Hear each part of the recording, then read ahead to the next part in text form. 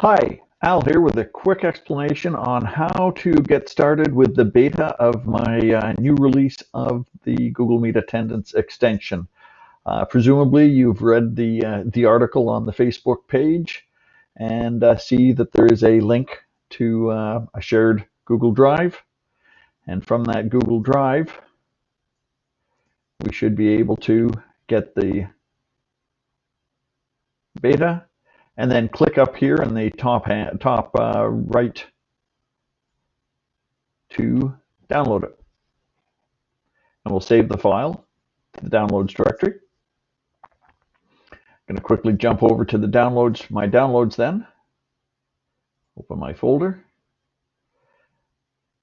And there we have the beta. We can extract all of the files. Oops, Daisy, bring that in here. And I'm just going to create it right to my location. Remember the location where we've saved it. Extract the files.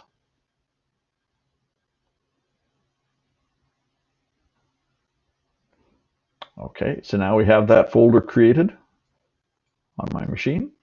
I'm going to jump out of Facebook, out of Chrome now.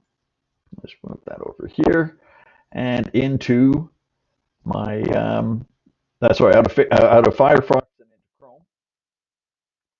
And I have opened up my extensions tab. You can do that by clicking on this little puzzle piece here and then dragging down to manage extensions, or you can just enter Chrome /whack extensions to get to this particular page.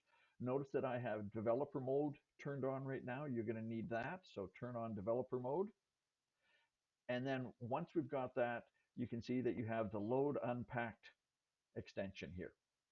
And what that allows you to do is to go to the folder, and conveniently it opens up right to the folder where I've saved it. That's because I've opened things here before. You may have to do a little browsing, and all you have to do is get to the folder, the root level of the folder, and select folder.